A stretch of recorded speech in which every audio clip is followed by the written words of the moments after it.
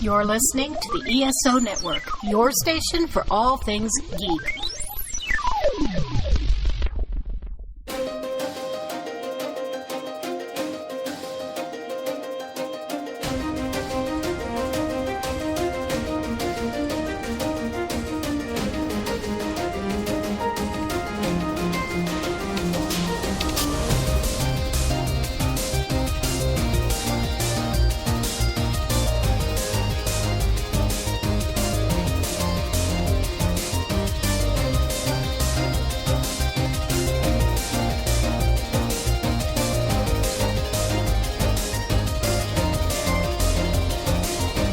Hello and welcome to the 42 Cast, your ultimate answer to fandom, geekiness, and everything. As always, I am your host, Nathan, and we have another great episode lined up for you where we're going to talk about Avatar. Now, I'm going to get this out of the way in the beginning. I'm not talking about Avatar, the cartoon series. I'm not talking about the M. Night Shyamalan movie, and I'm not talking about the intellectually bankrupt James Cameron movie series. I am talking about the Netflix series, Avatar, The Last Airbender. So there you go. But before we get on talking about that, let's meet our cast for this week. So starting off, we have our angel of audio, and that is Angie. How are you doing, Angie? I am good. I am enjoying the nice weather at my house and dealing with my computer problems. So, what's been going on for you since the last time you were on the show? Yeah, so this is the first year at work that I'm managing the team instead of just the project for crunch time. So I've mostly just been hermiting. I've been letting Andy Serkis read me Lord of the Rings. I'm just trying to stick it out till January. Other than that, just pretty boring stuff. Yeah, that's right. I forgot about the crunch time. So I'm glad that you're able to come on the show while you're in crunch time. Yeah, I hermit in my house. So until this requires me to leave and go somewhere, I'll be here for you. All right. Well, thank you. It sounds so like so important. It's like I'll be there for you. Although you did inform me that your son is glad that you have something to do in your free time. My son is obsessed with the fact that I'm on a podcast now, and it's hilarious. He came home from school today and told me, "Mom, I told my teacher that you're on a podcast." I'm like, "Why?" Thank you, I guess. When did he find out? It was just a couple weeks ago. I had to take him somewhere, and when my phone connected to the car, it was one of the episodes. He's like, "That sounds like you." I'm like, "It is me." He's been obsessed with the entire concept ever since. So it's been really cute and fun. Well, I just liked that quote that you gave me where he was just like, "I'm so glad that you said so." Like, sounds you like have something to do with your time. Thanks, kid. So yeah, I guess with the whole shut-in thing, like I guess it's apparent to him. Yeah, he's perceptive sometimes. Well, it is good to have you back on the show, Angie. I'm glad to be here, and maybe he will listen to this episode. Okay. Has he seen like either version of Avatar? No. In fact, the only cartoon or the only episodes of the cartoon version I've seen have been the first 3 or 4 with him. But it didn't hold his interest. But you know, he's a year and a half older now, so maybe he'll be interested in the live action version. All right. But yeah, it's good to have you back on the show, Angie. Yeah, thanks for having me.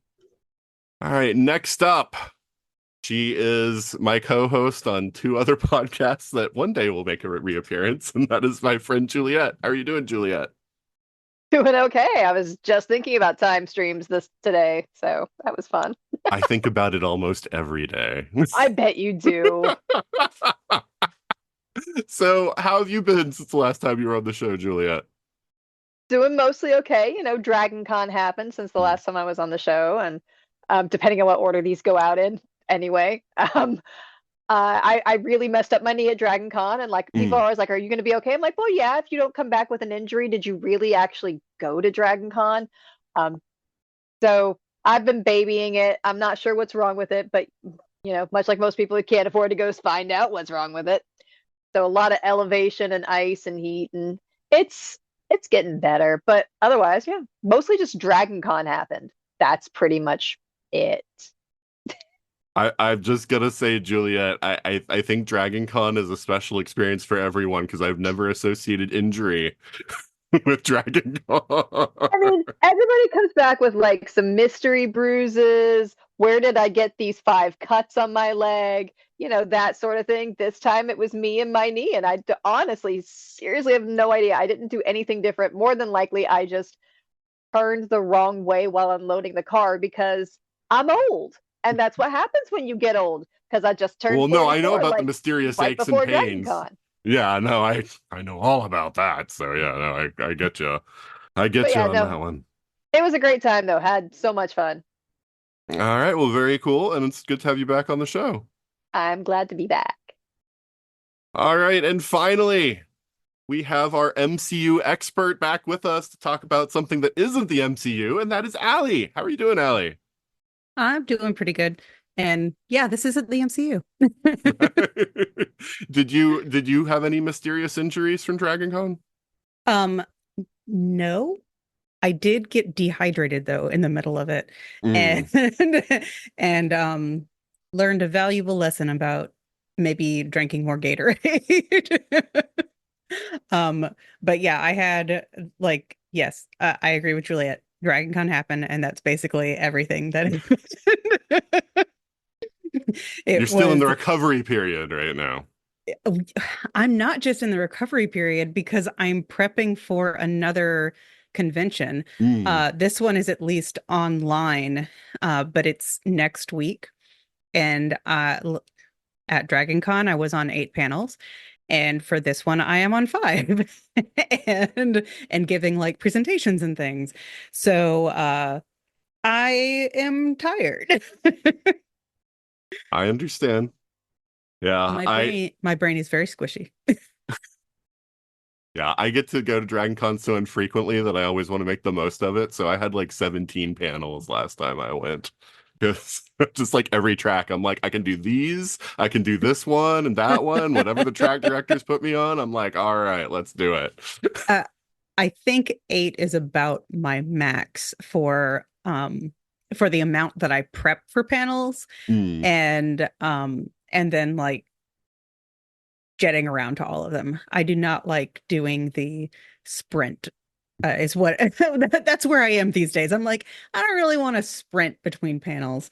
But I was very like nicely scheduled back-to-back panels in the same room twice. Oh, that is nice. I was like, this is pretty sweet, and I am very spoiled. That is a luxury. A few times I've gotten to do that with like sci-fi classics or the sci-fi and fantasy track, or sometimes just between the two of them where I can just walk next door to each other, and that's always that's really good. Yep. So I hear you. All right, well, it's good to have you back on the show, Allie. I'm very happy to be here. Well, for those of you who have been following the show, you know what time it is. It is time for our 5-minute controversy. Our 5-minute controversy today comes from a Variety article, which Jenna Ortega was saying that women should have their own franchises and not just spinoffs. I don't want Jamie Bond. I want to see another badass. So speaking to the fact that several people have said, well, okay, well, now the Bond, the last Bond series has ended. You're going to have to recast, and people have thrown out, why not a woman? Even though Barbara Broccoli, who is the producer for that series, has said quite vocally that it will not be a woman, but that does keep making the rounds. So just in general, though, I'm curious what all of you think, especially since we have a panel of all women this time, about Jenna's statements for this. So why don't you start us off on this one, Allie?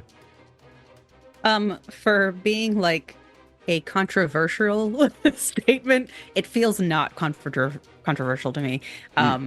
Like I'm just kind of like, yeah, that makes sense. And all of the arguments in the article are basically in support of let's develop some characters that are written for women.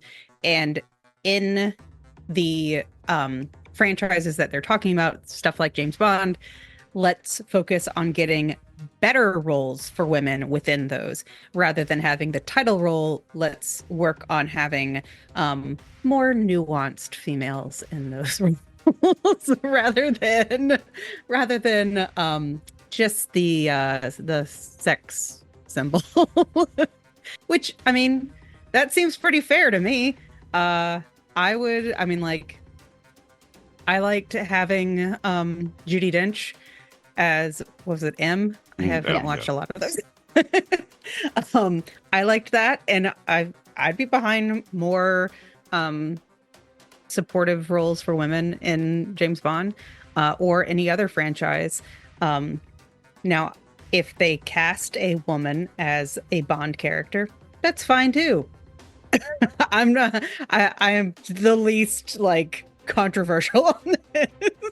Okay, well, yeah, I mean, I think it was more of the generalization of, basically she's coming out saying shouldn't take male roles in general. I mean, Bond is the specific example that she gave, but it's kind of more of the generalization of, gender blind, basically casting of traditional, roles that are being rebooted or whatever, and changing those. So, but yeah, I don't want to get bogged down too deeply into James Bond specifically, because I should have been more specific in what I was saying then, because this was more just the general statement.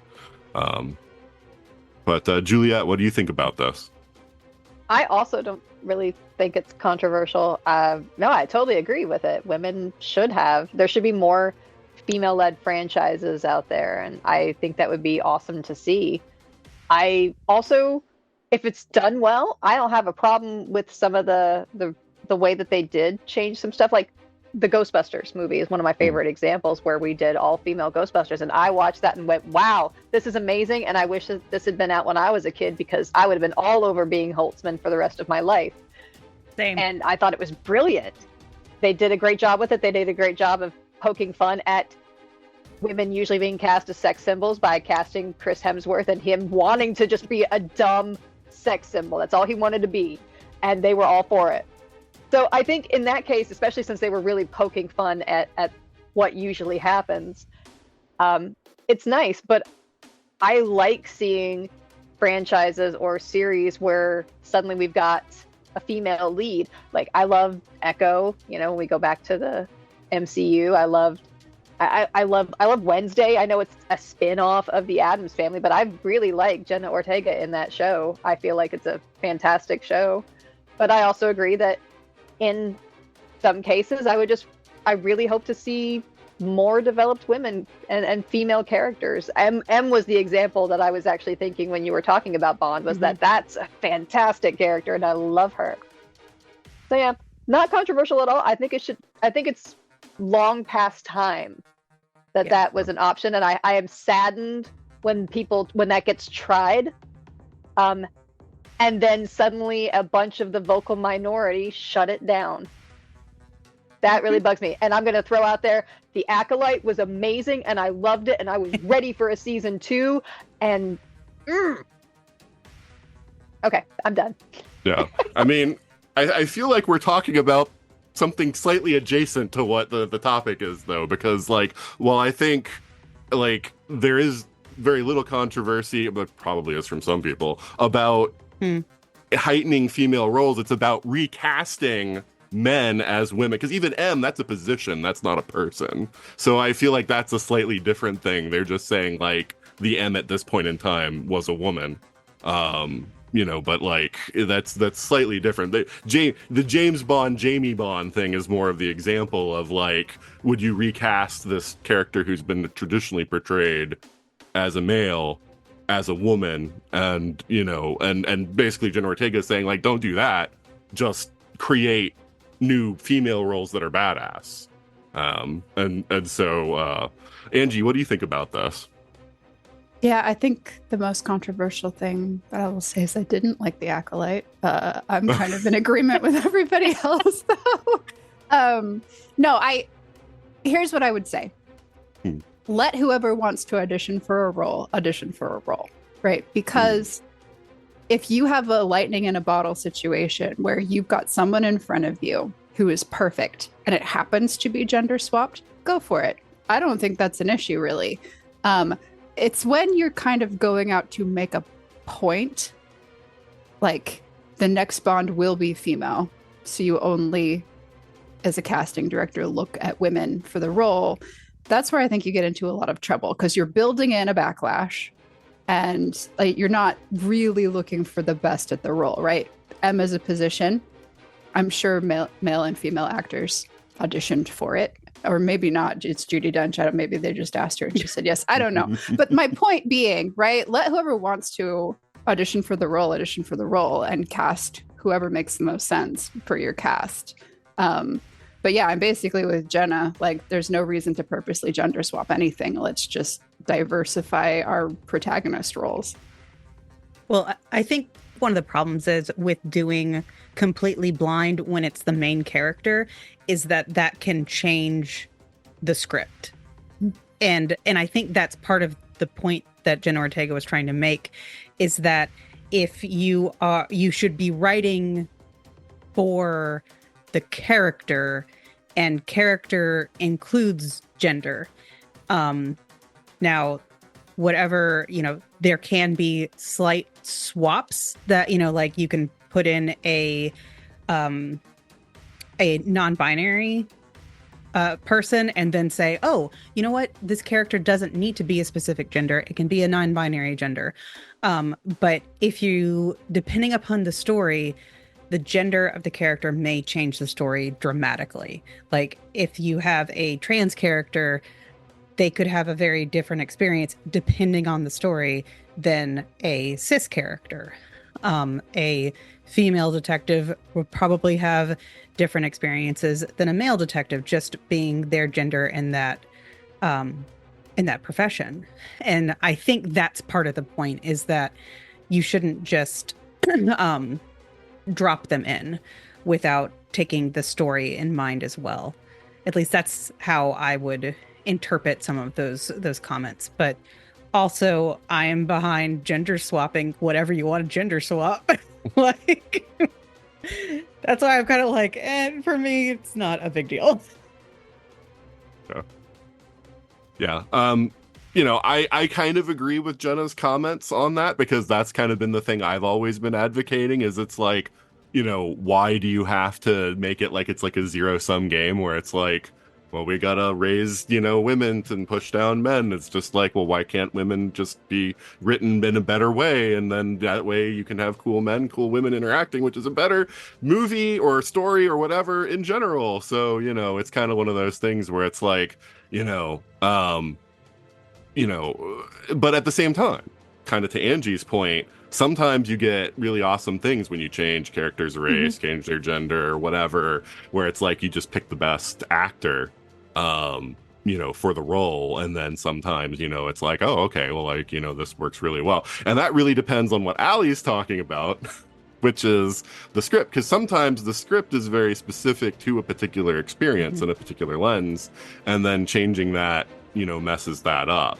So, it's one of those things where it's like, because like for me, like if you say like, Jamie Bond, that's one that I kind of like don't really like the idea of, because James Bond has been so, it's so sort of characteristically male, like intrinsically, in the way that James Bond's always been written, from back in the Ian Fleming books to now, where it's like that feels a little weird.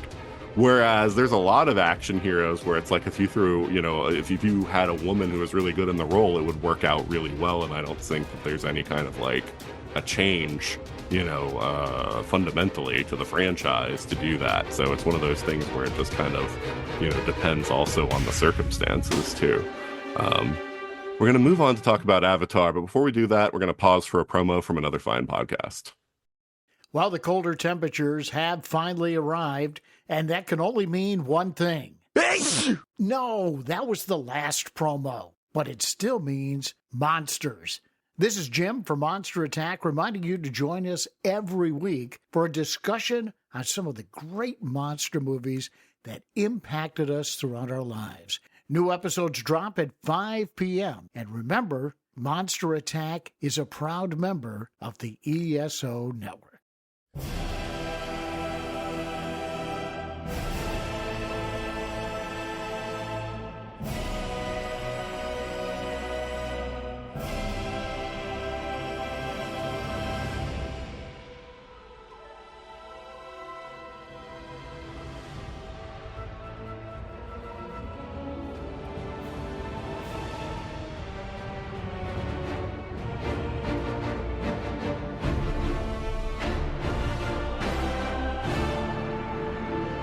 And we're back. And like we mentioned at the top of the show, we are talking about Avatar: The Last Airbender, the Netflix series. Because Avatar doesn't really tell you anything.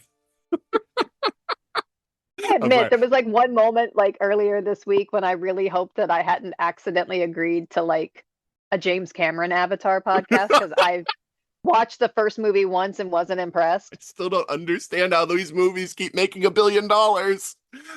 Like, they're the most boring. It's like, yeah, okay, CGI up the wazoo and really highly good technical effects, but they are so boring and they're like 4 hours long. And it's just like, I watched the second one on rental because I didn't want to give him money and tick up that box office any, but I rented it just so I could understand the pop culture of it. I do that sometimes with movies for things that I feel like I should just be aware of. But like, it was awful again. It was just like, how are people watching this in droves? I don't get it. Anyway, I'm not gonna keep going down that path. It makes me angry because they, like I said, they're intellectually bankrupt. Like, and you should keep that in. Oh no, I'm gonna keep that in. I'm not gonna cut that. I'm just saying, like, they literally make me angry that they're doing so well when much better movies do so poorly. Listen, what I enjoy about the Avatar franchise is that it gave Which us one? a really the blue Okay. is that they gave us a really cool section at Disney's Animal Kingdom in the ride where you're riding the banshees is amazing. That's what I care about from the franchise. Okay. If I ever can make it back to Disney, I'll give it a try. I highly recommend it. Yeah, it's I have amazing. nothing against rides. With the thin veneer of the trappings of some, franchise. Exactly. So, yeah. You don't need to care anything about any of the rest of it. Right. No, but it's funny though, to Juliet's point, because that's the thing I get asked like every time. I'm going to talk about Avatar, and it's like the blue alien. No, not the blue alien. We have to check. Yeah, I know. It's fair. All right. So Juliet's already talked about the cartoon on the show. So we all have that sort of background. But I'm just curious now what everyone else's like association with this franchise, the Avatar: The Last Airbender franchise, is. So let's start with you, Allie. I watched the series. I watched Legend of Korra. Actually, over at DragonCon, we referred to one of the sky bridges as the secret sky bridge, to give you an idea of how we feel about it. But yeah, I really enjoyed the original animated series. I thought it was fantastic. I didn't watch it for a long time until my friends convinced me to watch it. And then I had a great time. The secret bridge thing doesn't mean anything to me. I'm sorry. I've only seen 3 episodes of the cartoon. It's in the live action too. Okay. So I need to ask, because nobody's divulged this information or not. Allie especially, did you see the M. Night Shyamalan Avatar movie? I don't know what you're talking about. No, I have no idea what you're talking about. This is the first live action attempt that's ever been made. In a fever dream, I watched it and it was terrible. Now, did your friends who got you to watch the animated show also try to convince you not to watch the movie? Oh no, because it was I watched the animated show before the live action movie came out. We might have gone to see the live action movie. I can't remember. Like, my memories of it are very vague, except for the fact that it was terrible.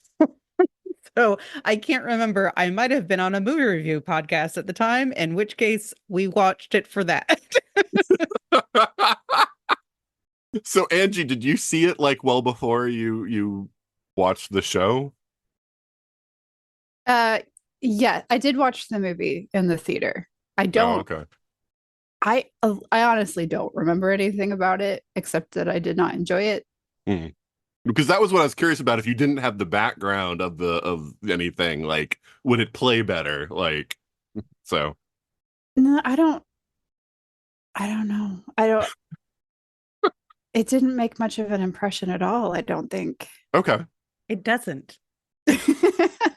I just remember that, like, everything was really slow, like the powers and Yes. everything. It was like, and like Yes. a rock just sort of slowly, like earthbenders are bending earth, and it's just like a rock just drifts slowly across the screen. It's like, way to like ratchet up the action, guys. Like, No, I mean that's kind of how it was. I mean, Corey got me into watching Avatar back in like 2016, the cartoon, and he was a firm believer that that movie should never ever have existed. But he still said, if you want to watch it, I'll suffer through it with you just so you can have the background and understanding. So we did, and I thought, wow, this is like coming right behind holiday special now in my brain. So of things that I should never ever see again in my life. And but yeah, it's awful, and this it's really the slowness. So whenever they announced the new Netflix series, I think that was one of the things in my that and the pronunciations of things. How do you mess up pronouncing main character names when you had source material right there?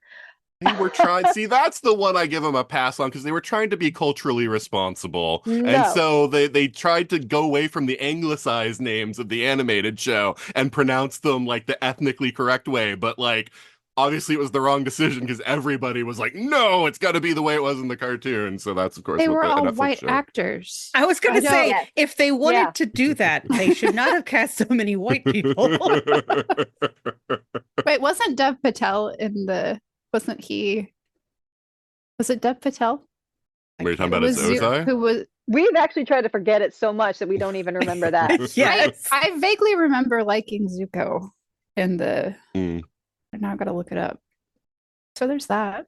Okay. But yeah, Apparently, the Zuko's my slowness. favorite, no matter what. Okay. But the slowness of all the bending was really awful, excruciating.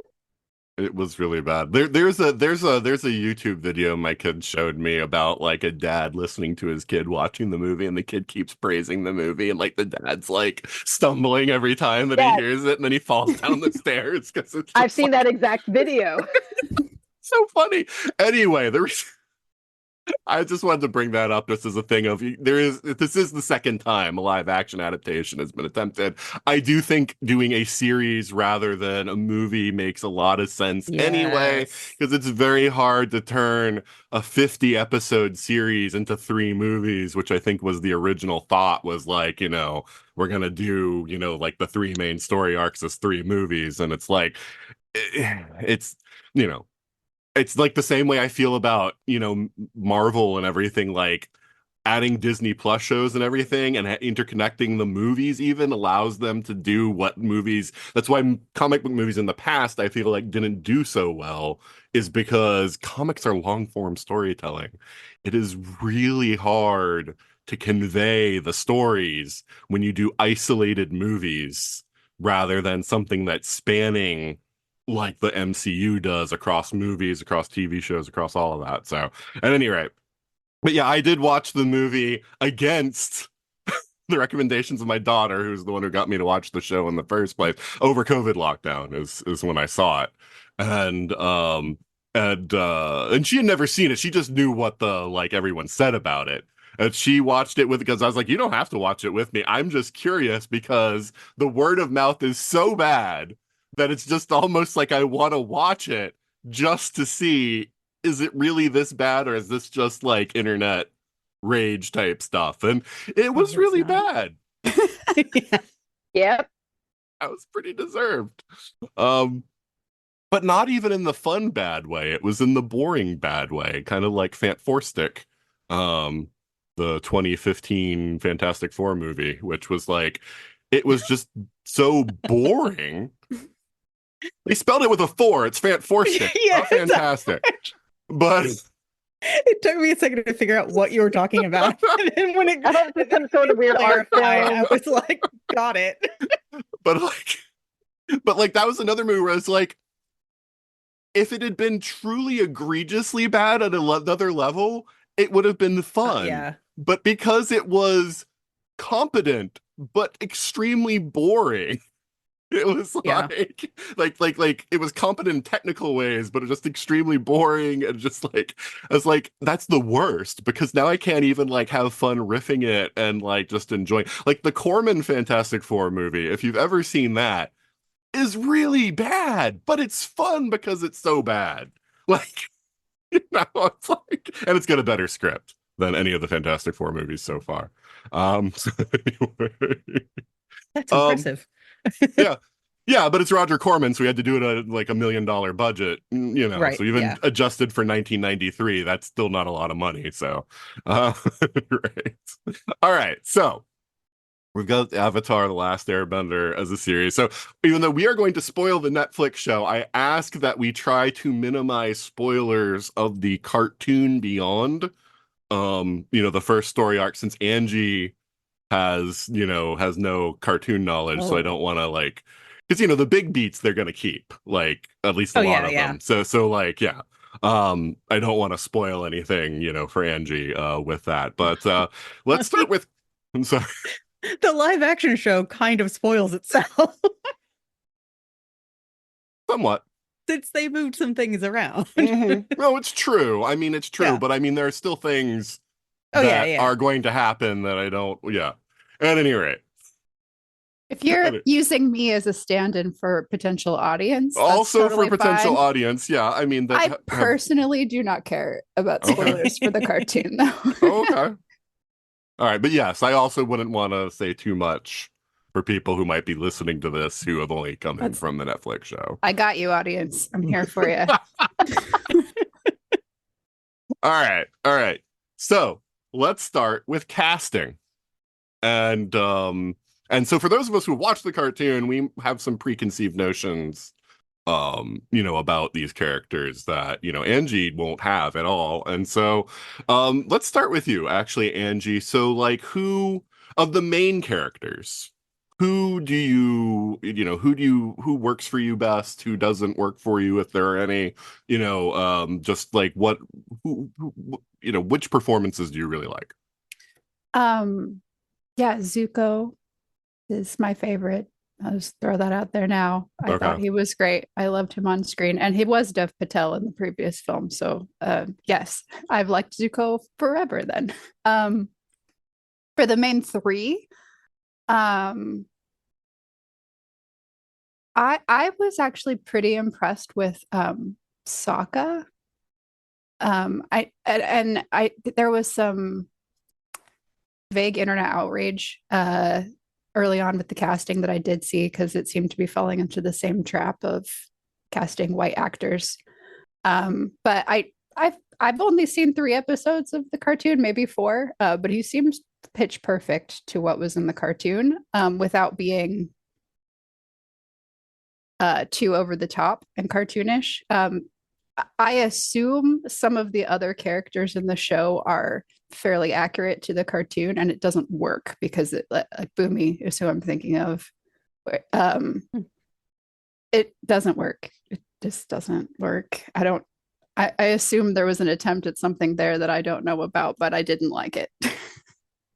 Okay. All right. Juliet, who are your favorites, and if anyone that you feel like didn't work?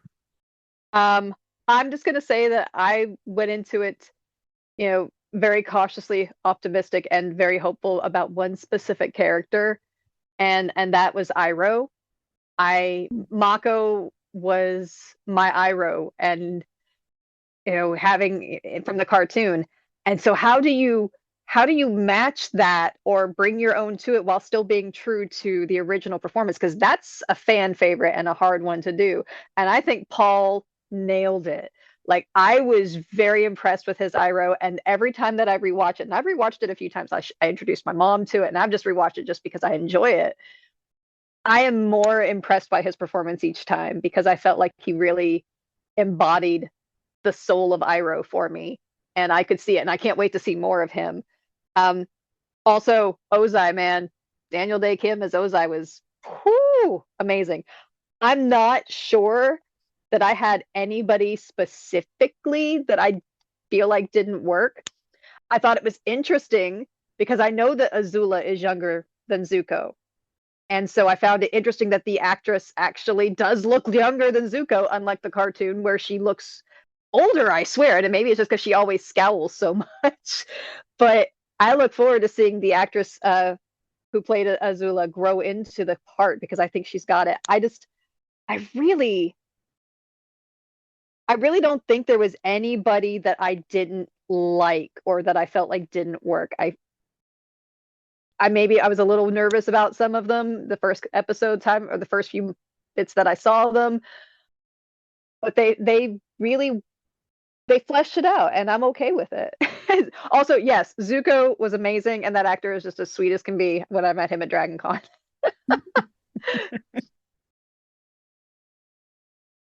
In Dante Bosco, or did they actually have the live action Zuko at Dragon They had the Con? live action. Oh, I didn't realize that. I thought I Yeah. thought I had seen that Dante Bosco was going to be there. Yeah, no, they had him and Gordon and the actor who I think they had the actor who does Appa and Momo. But I got a chance to meet Dallas, and he was very nice. It was his very first Dragon Con. Okay, very cool. And Allie, what about you? I'm gonna pretty much agree. Eero was amazing. That I couldn't think of a better actor to take on that role. Daniel Day Kim was a delight. I particularly thought it was like, whenever I see him, I always picture him from Angel because that's where I first saw him. And so seeing him in this very, very different role just delights me. And I particularly loved watching the internet explode over him. It's been another joy. I love that kid playing Sokka. I think he's got it down. And the thing that I particularly think he's got down is Sokka's growth. And so that's one of the things that I was kind of looking for in that character, was that it would not just be a comedic role only. And so I really appreciated that they tapped into Sokka as a character and not a stereotype. So yeah, I would say overall, I really like the casting. I do understand what Angie's saying about Boomy.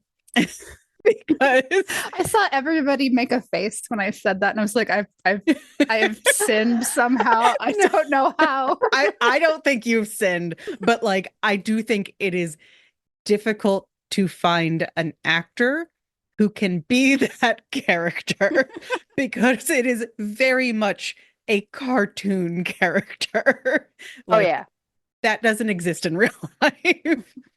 And I think that they did the best that they could do. I mean, like when that was revealed, I was like, oh yeah, of course that's the way you would handle this. But yeah, I would say, like, because I saw a lot of commentary on basically Gordon not really getting Aang, or like having some complaints with Aang. And I understand, because there is a very fine line in Aang's characterization between being a 12-year-old and being someone who has undergone all of this trauma and responsibility. And I think the thing that we see more in this live action series than in the animated series is someone who is pushing away more of the responsibility, but then having difficulty pushing it away entirely. And so it's less of a clear-cut line. And so I think some people are reacting harder against that. But I mean, like, that is a lot of nuance to put into a performance. And so I think you would have to have an extremely gifted young actor to pull it off perfectly. And I think that what we got is perfectly fine. I think it's a good representation of the character and all of the the things that the character is juggling. Yeah. I just to tee off of what you're saying, Allie, I was going to say that I do think Aang is the weakest of the entire cast. I don't think he's bad, but I do feel like everyone else comes off as much stronger. But again, with an eye to growth, I mean, like, I'm not sure that that's necessarily a bad thing as long as, like, it feels like Aang comes together better and becomes more of a presence in like the later seasons. You know, so again, I'm not sure that it really harms anything, but yeah, I would say like out of a very good cast, you know, he would be the weak point, I think. I will say I was very worried about this show starting, you know, because it's been in development for forever. And they even cast everybody years ago. And I'm like, they're not going to be kids anymore by the time you actually make this thing, because you cast them all like 4 years ago. And it's just like, you know, and then like the creators left and, you know, all this stuff and all that drama. And I was like, this is going to be atrocious. And I'm like, and the best thing that I can hope for is it's going to be one of those fun train wrecks to watch.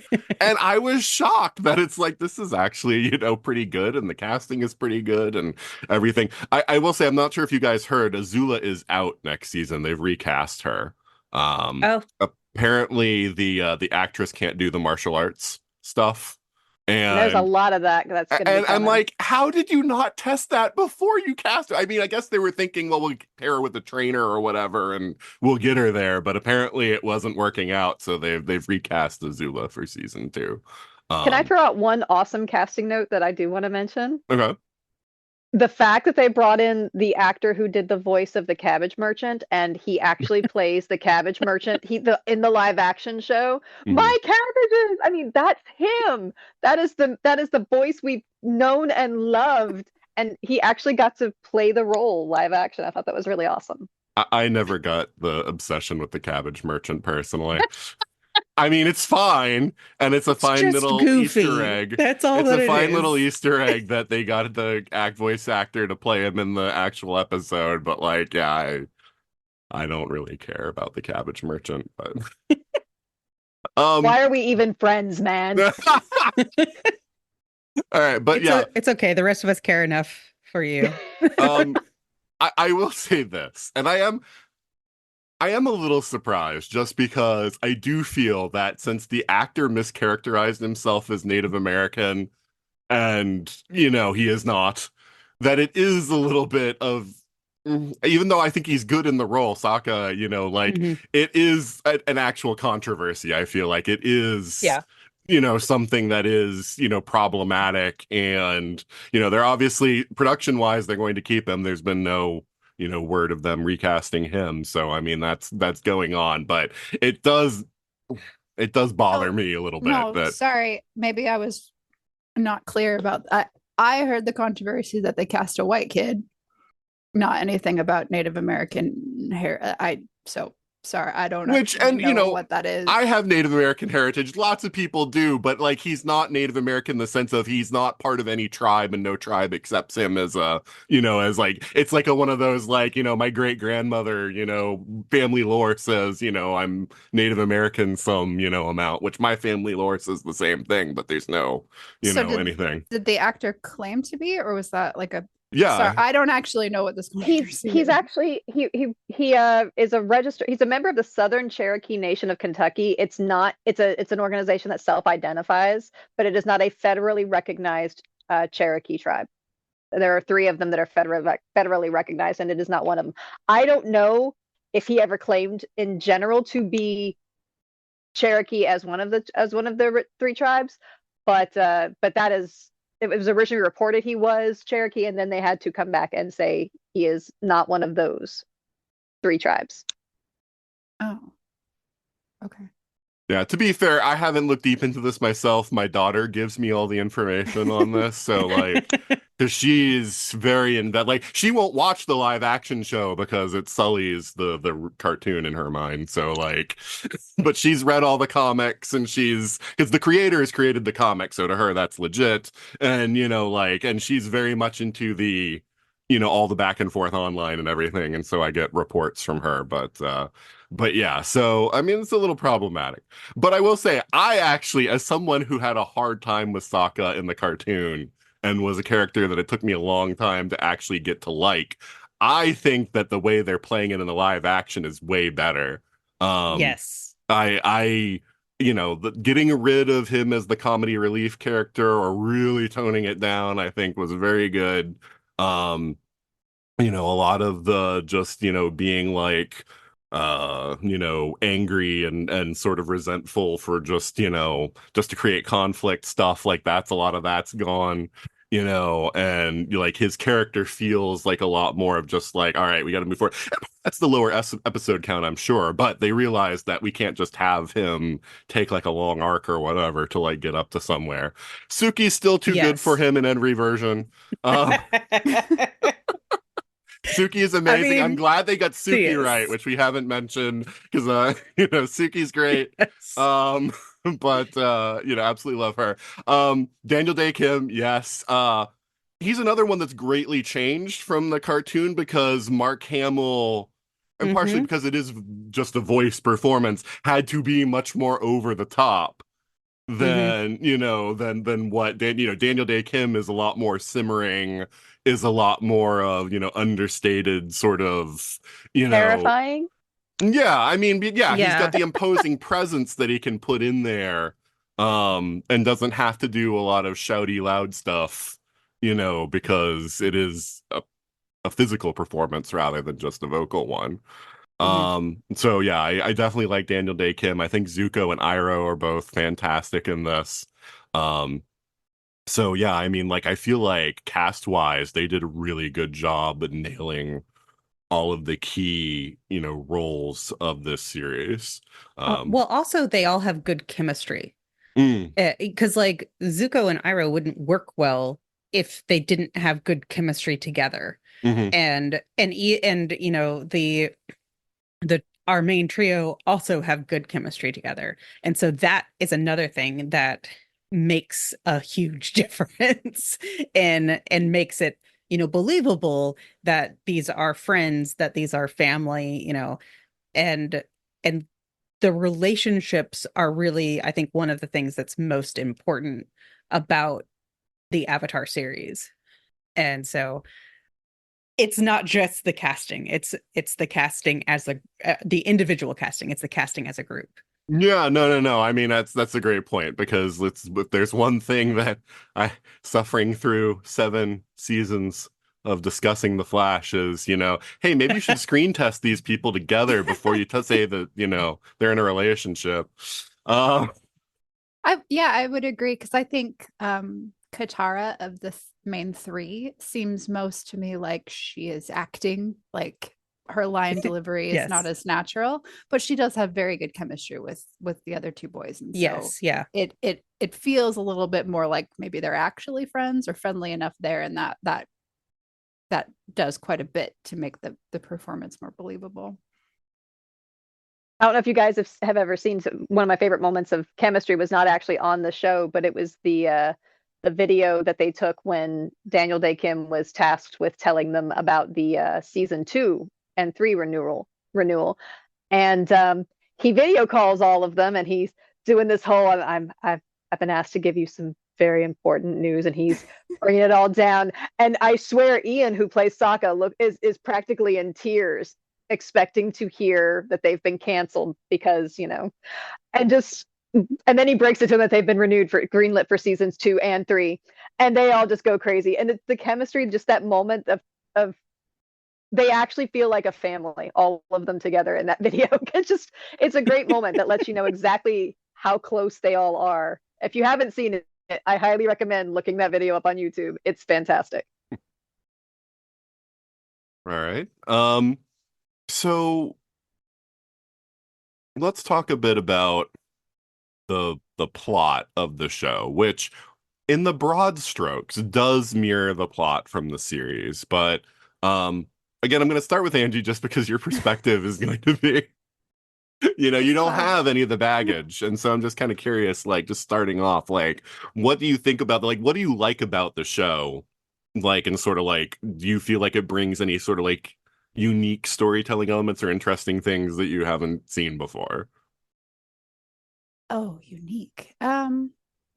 So in broad strokes, I don't have any problems with the pacing or the plot at all. I think it all flowed very naturally. I didn't have a problem following what was going on. There was a lot of showing, not telling, which I appreciate in a children's show. Um,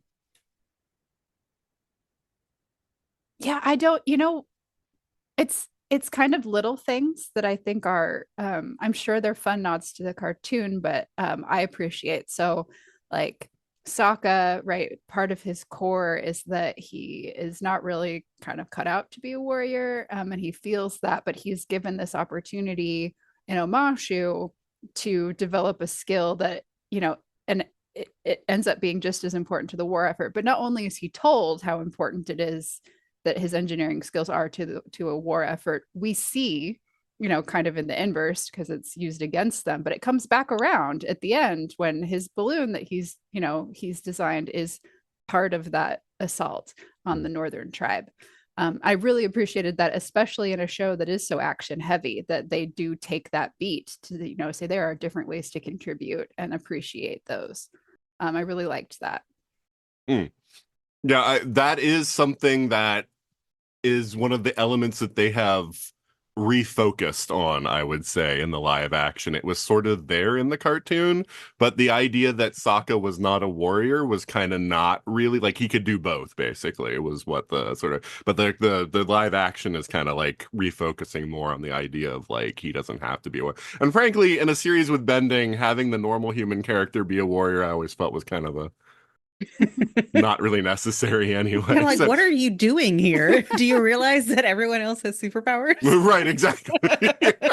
So I think this is one of the things. So, this is one of the things that I think actually the show like improves on. Like there are several things that I think the show improves on. There are a few things that I was kind of like, when they changed, but I do like this show because I do feel like it's an interesting adaptation because I do think they do make some improvements on the source material, over the original. I appreciate the chocobos as well, and the whatever that was that the bounty hunter was riding, which is kind of terrifying but also kind of cute. So I realize a lot of this is nods to the cartoon, but I do like, it's kind of a world building. They don't bother to explain it, probably because they don't have time, and I appreciate that. Like, it's just part of this broader world and feeling like, stuff exists outside of our main cast. Yeah, the cartoon doesn't always explain everything either. It's just sort of like just Yeah. from context, you just see things, and it's just everyone treats it as if it's not that unusual, and it's just kind of like, oh, okay, from context, I can sort of deduce, how these things work or whatever. So, Yeah, I had watching the cartoon the first time, I had a lot of trouble with the animals because I would just kind of like forget that they have weird animals. Being And like every now and then badger moles? every now and then I just be like, what? A turtle duck? And then I just be like, oh, okay. They just have turtle ducks. That's just the way it is. Okay. hmm But yeah, that it's very much that way in the cartoon where it's just these are animals that they have. They are combined versions of the animals that we're familiar with, and that's all you need to know. Yeah.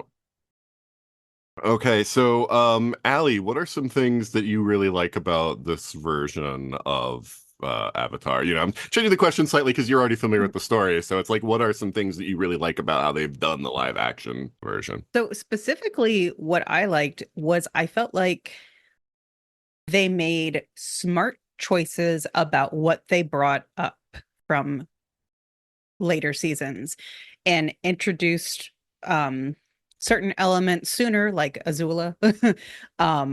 And was the comet really mentioned in the first as like a threat in the first season? I can't remember. In the Um, animated show? yeah, Yeah, no, I mean, in fact, I getting to can't remember how much of it the was temple a was very threat. different in the animated show because the whole point of getting to the Yes, temple was that's where they find out about the comet coming back. right. So there's just a lot that I felt like they moved information around in ways that helped the pacing. Um, because you're going to not only the condensed format, but in a, I mean, like, I think they're no longer just searching for a children's audience with the live action. I think they are searching for a wider audience.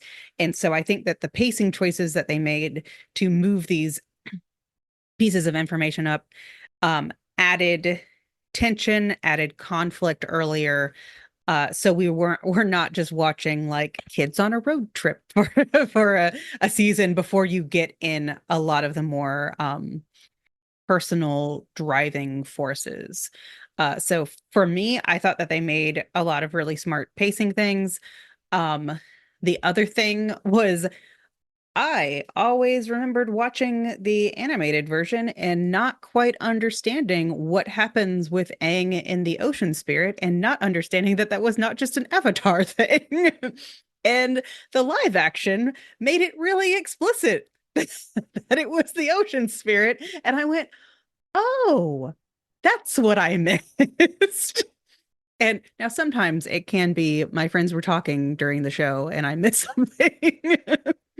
But I really do think that there were some things that were more elusive in the cartoon that they spelled out more in the live action.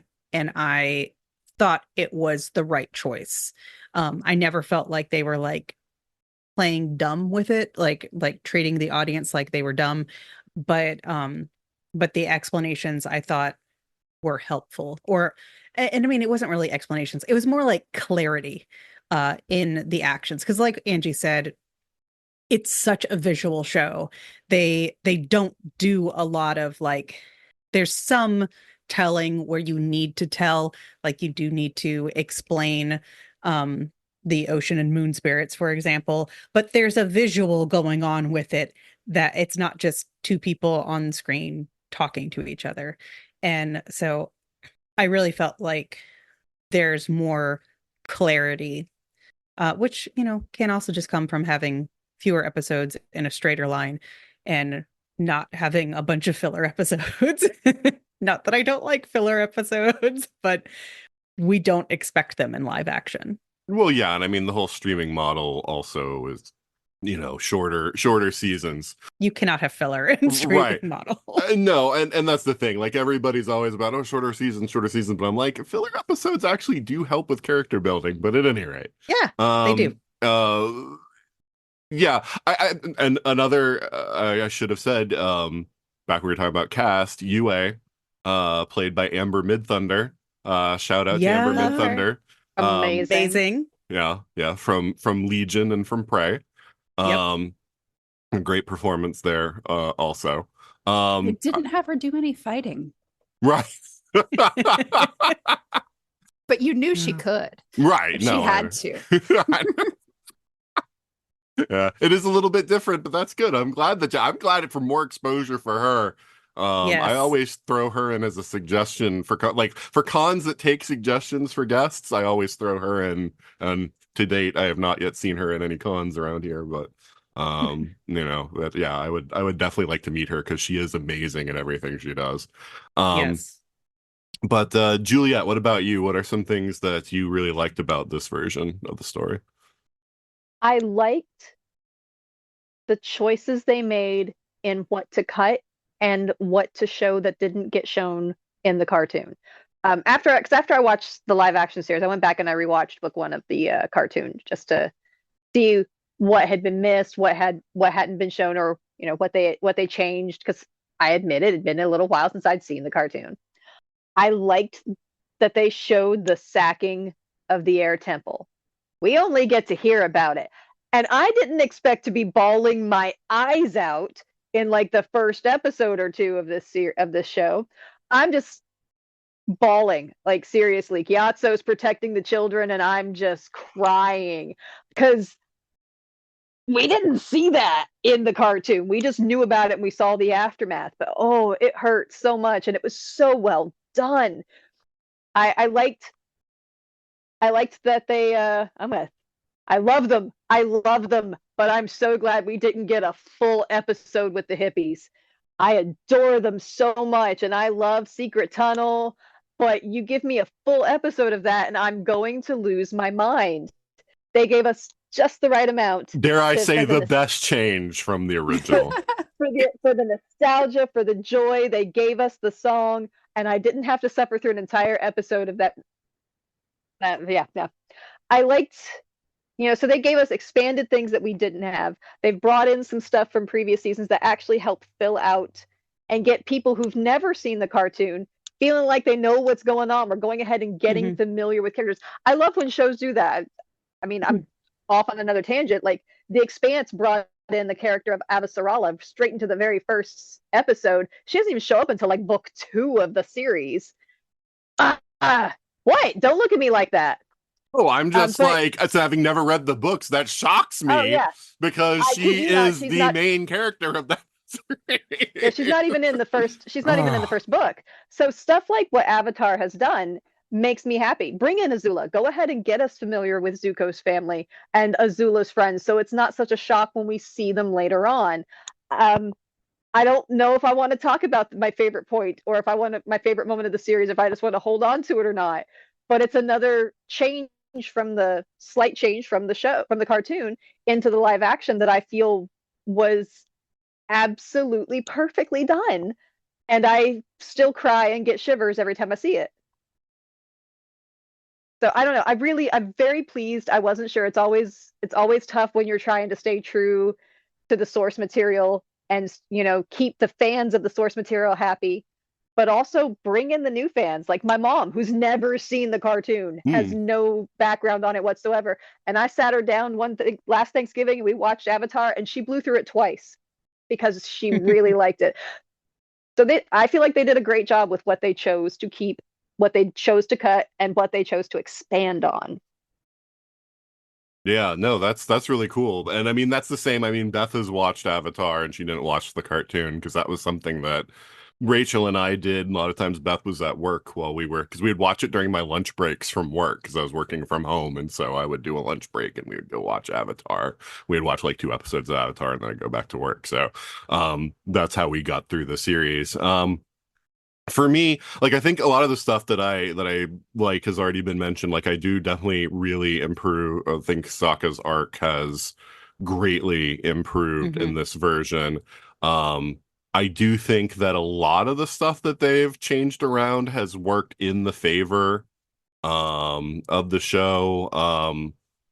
I think they've explained things better. And I think that by merging certain plot lines, they've been able Omashu.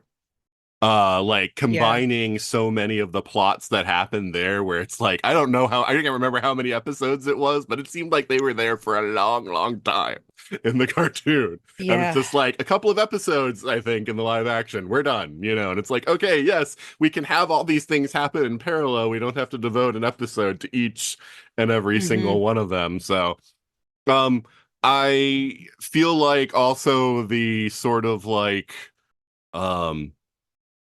Katara and Aang stuff, which I feel like was handled really, really badly in the cartoon in the beginning, especially, was less in this. Like, I don't think that they even in the live action really did a lot with it, which I'm actually kind of grateful for because, like, I feel like that all the sort of little hints that they kind of like each other and all that kind of stuff was like very immature.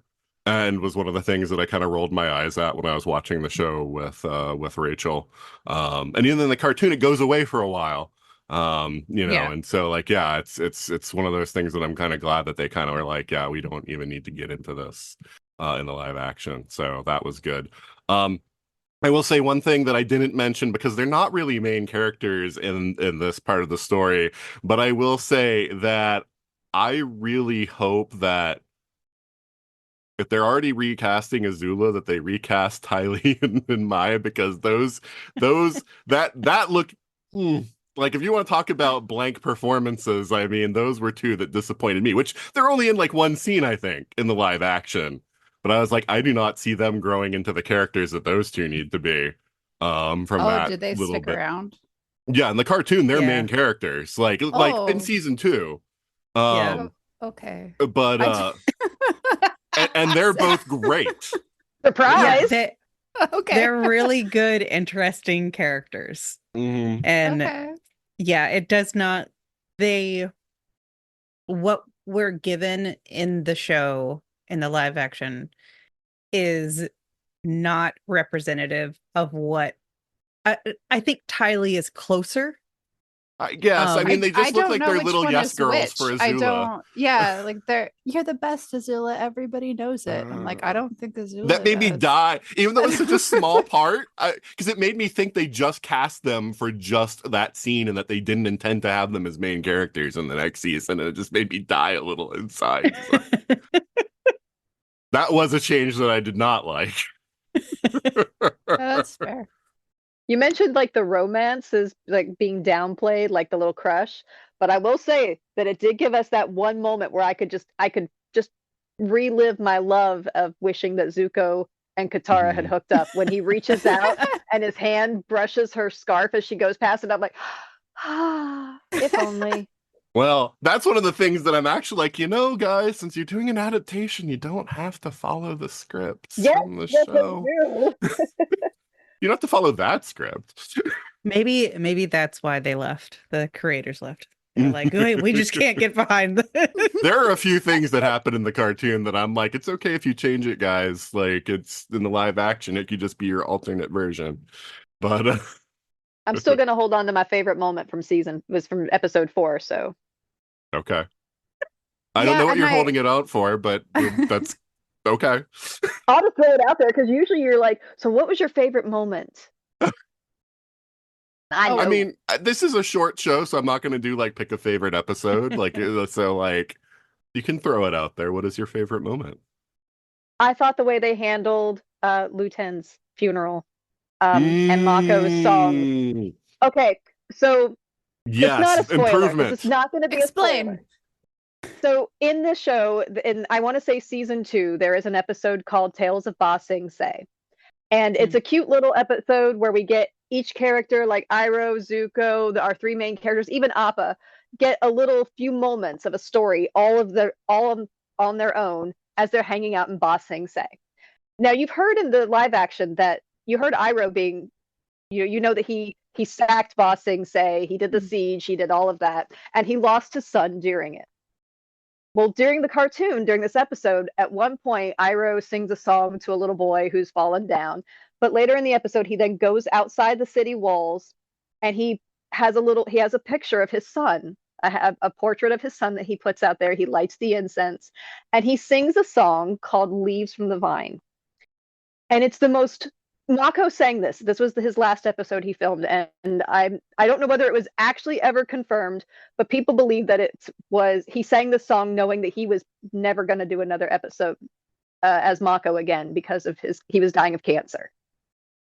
And this song, I will send you the link so you can check out the video. The actor who took over for Mako and voicing Iroh always gets asked to sing the song at conventions or something so people can record it, maybe do a voice, just have a recording of it. He refuses to sing it because that's Mako's song. He will never sing this song. That music is what's playing when Zuko comes back. He starts to walk away and then he comes back and he hands the medal that Luten gave him. He hands it to Iroh and tells the story about how Luten gave him that medal so he could be brave, because it should go to somebody who is going to do great things. And that delicate little piano in the background that then swells as Zuko sits down next to Iroh, that's the theme, Leaves from the Vine. And it was watching that scene because I'm like, oh God, this is going to hurt. I didn't know how bad it was going to hurt because I was like, how do you handle this? How do you bring in Leaves from the Vine without having the actor sing it? Because there's no way any other actor who is going to, remain true to Mako's memory is going to ever accept singing that song. So I'm watching the funeral. I'm watching, Paul as Iroh just stoically. I'm watching Daniel Day Kim do the thing. And then Zuko comes up, he does the thing, and he walks away, and then he comes back. And the moment I heard the first 2 piano notes, I went, there go the tears again. I couldn't stop crying. Even now, I don't know how many times I've watched that episode. I get chills when I watch this because it feels, the emotion is there from the actors. It's tugs at my heart every single time, and I think that scene is probably one of my absolute favorite I'm not sure if I want to call it changes or whatever, because I don't know. Tales of Ba Sing say it was a filler episode of the cartoon. Yeah.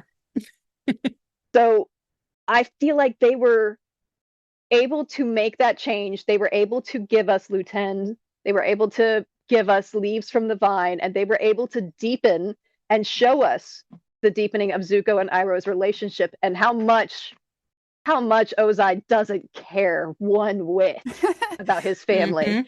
That scene is my absolute favorite from the whole series.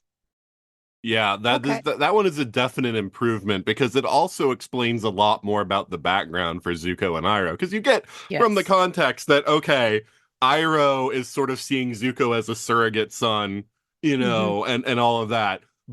And you know that Iroh's kid died at some point, but actually getting to see the funeral and getting to see the events around the funeral and all of that, I felt like gives a much better connection to why they have such a deep connection.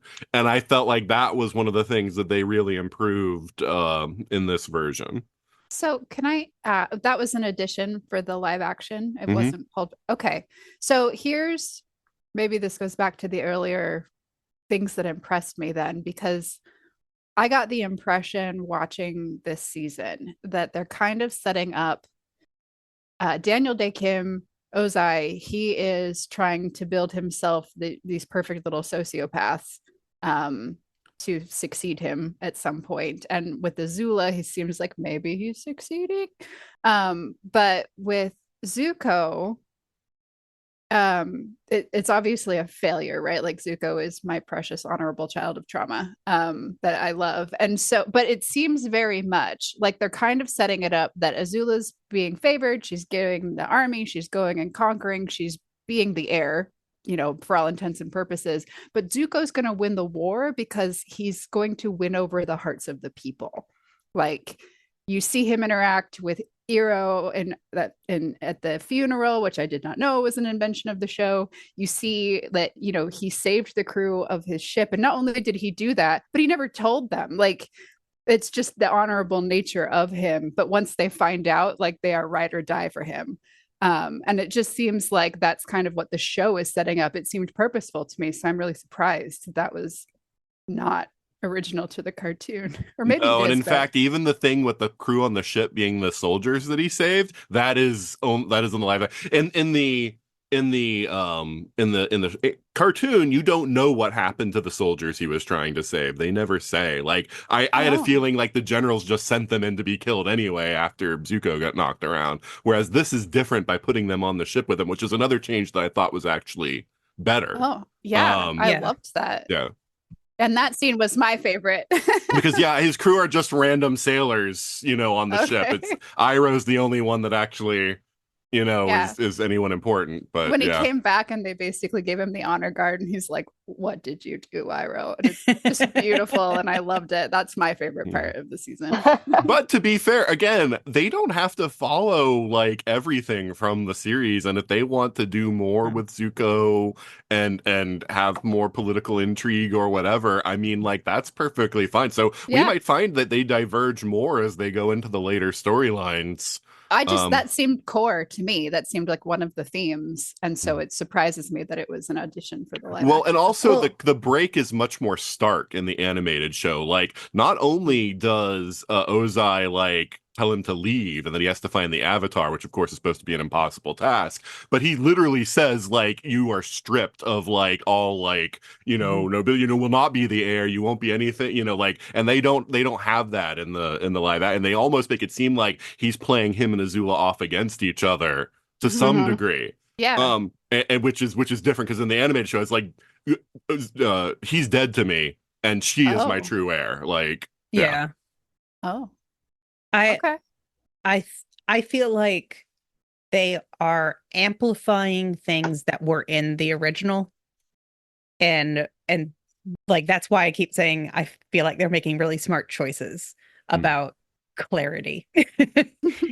Because I do think that a lot of it is there in the original, like the relationships and the arc, what we're that's there.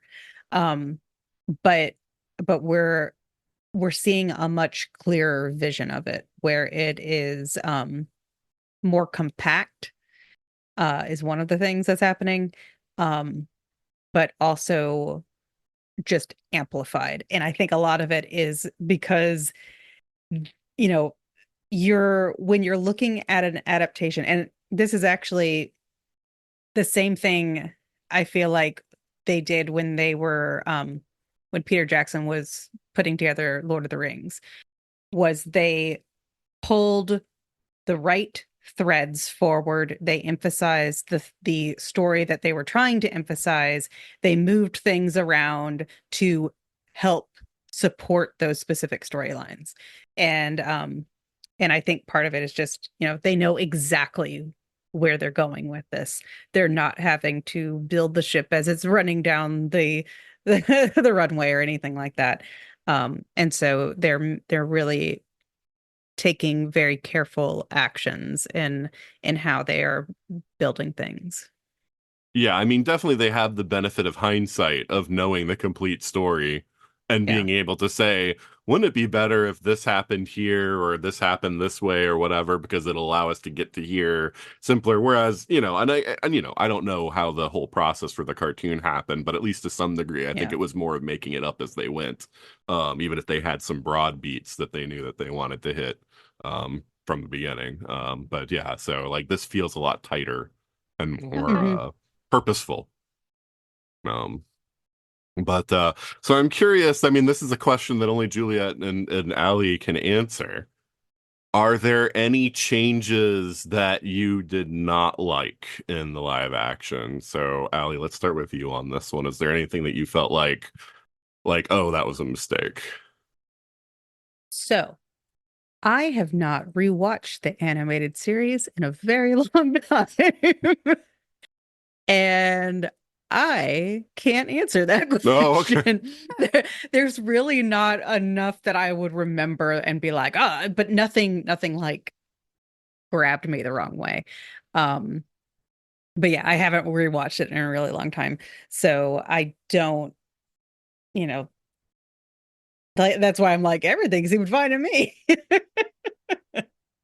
Okay. Yeah, there's nothing, yeah. There's nothing that I remember as like missing. And like, there's I like a filler episode. And so every now and then, I'm sure as we move on, there will be filler episodes that I'm like, oh, they didn't do that one. And that will be my entire reaction to it. Okay. Because I understand that they're not going to do those. But yeah, overall, there was nothing that really bothered me. If somebody says something, then it might jog my memory. But Okay. off the cuff, no. Okay. Juliet, how about you? I don't think there was anything that really bothered me.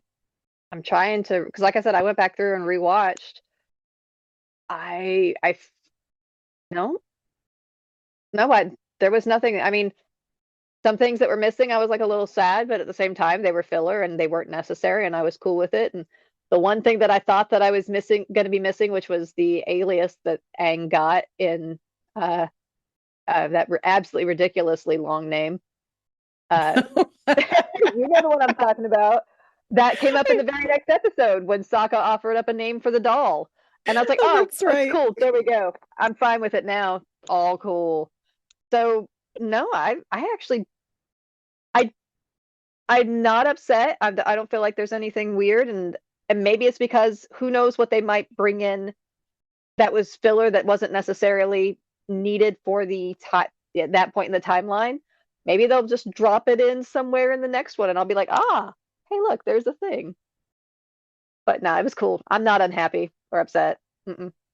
There were a few things that I think either made less sense or didn't work. I mean, the first one is that Aang, for someone who in this version only finds out that he's the Avatar like moments before he's frozen, Yes. seems to know all about all the Avatar rituals and how to do everything. And I was just like, wait, what? Like, you just like, and you were surprised to learn that. So it's not like you've been trained for years and all of this stuff and knowing how to do it and all that kind of stuff. So like, I felt like that like was kind of weird. I didn't like all the stuff with the spirit realm, which, you know, was used sparingly in the cartoon, and I felt like they way overused it for as little runtime as the show had.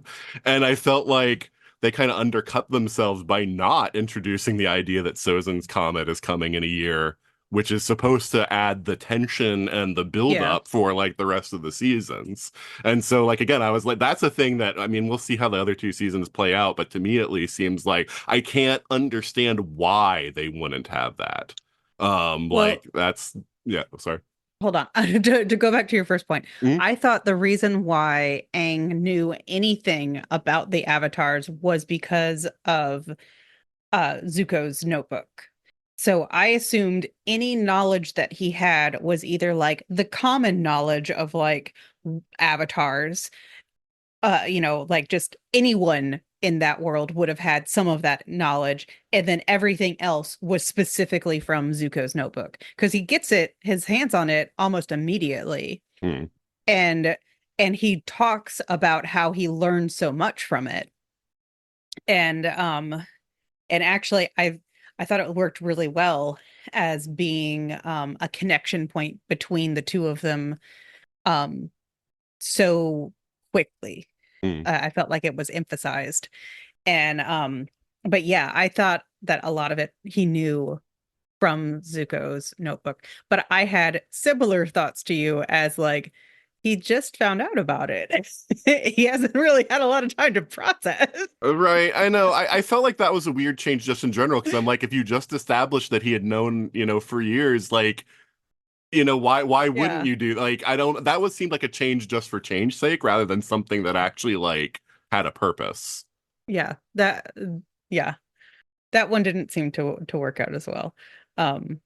Yeah, I thought they pulled to Sozin's Comet a little bit, but I don't know. Like I said, I haven't watched the animated series in a long time.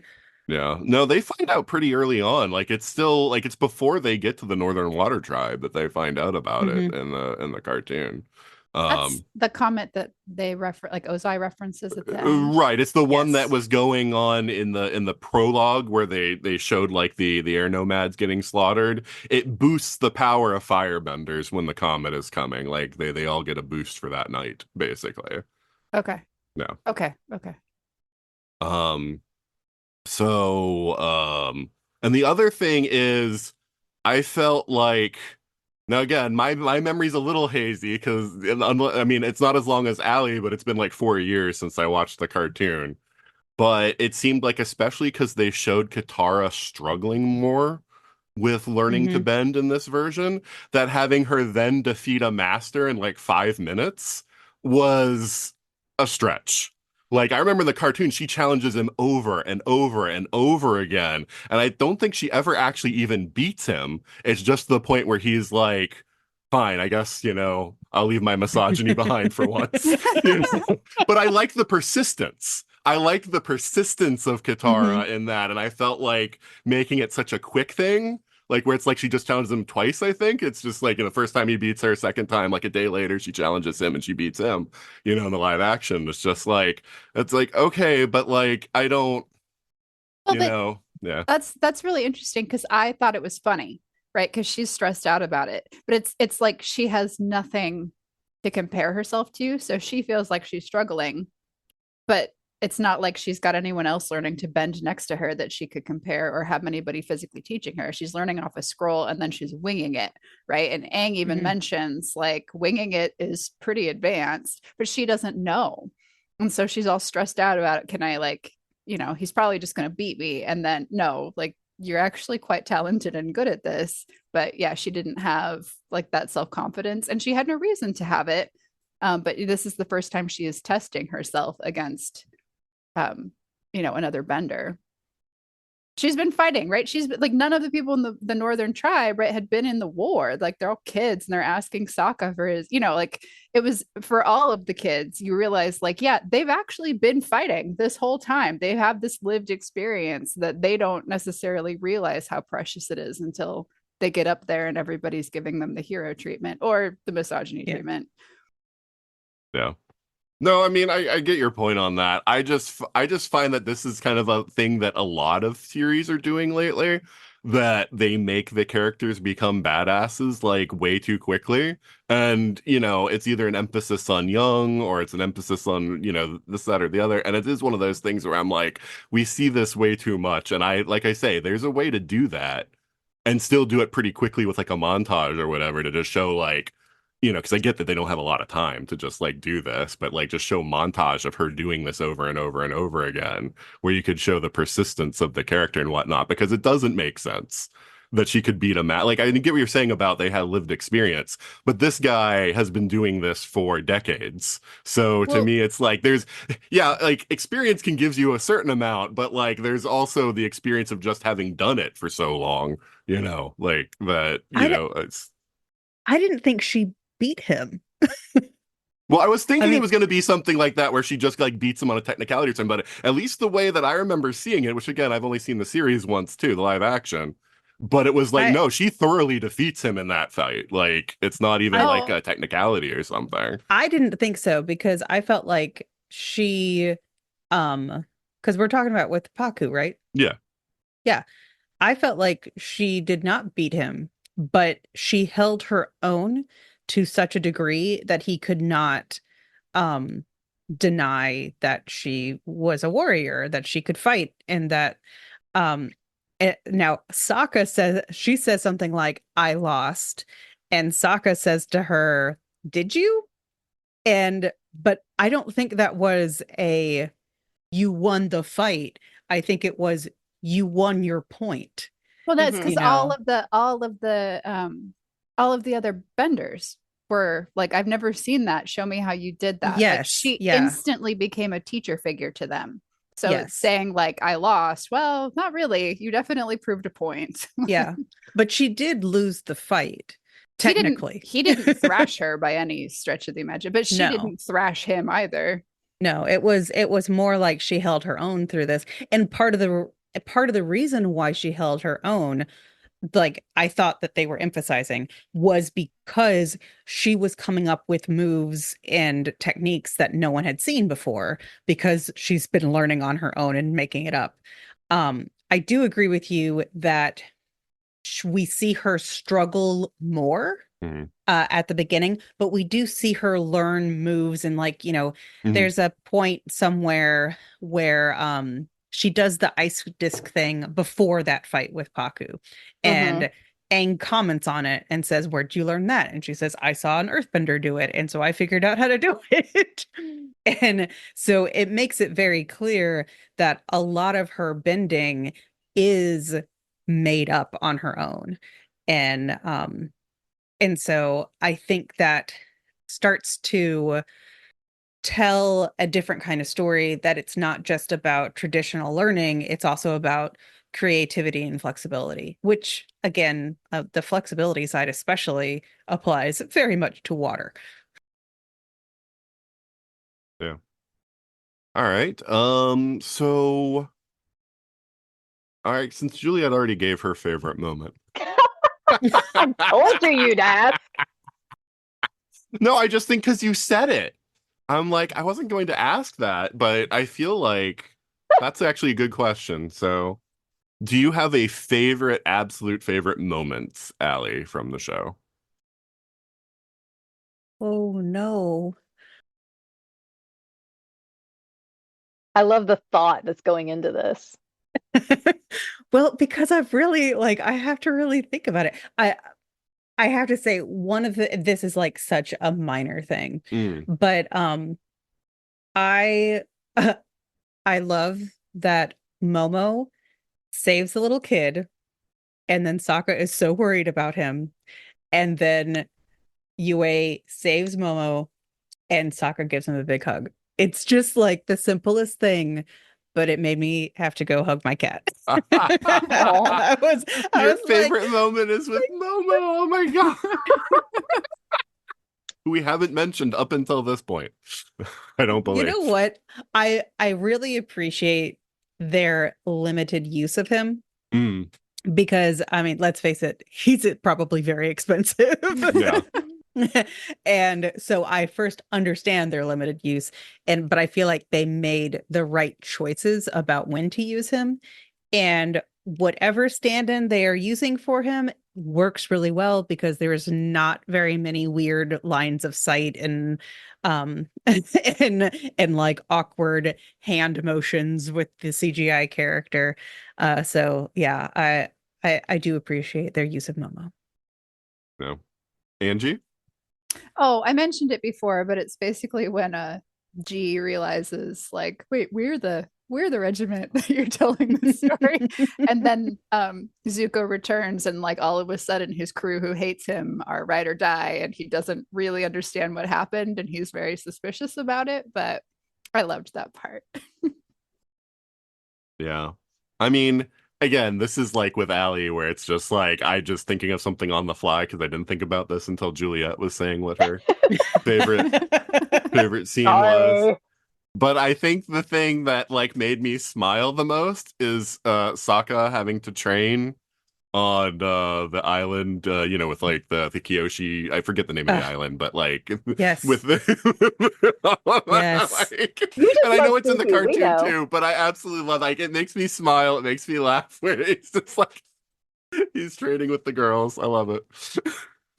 I that is such a good moment because I mean, like, it is very intimate, and they're going to like, you could tell from that moment that they are going to have a relationship. But yeah, it's that is very, yeah.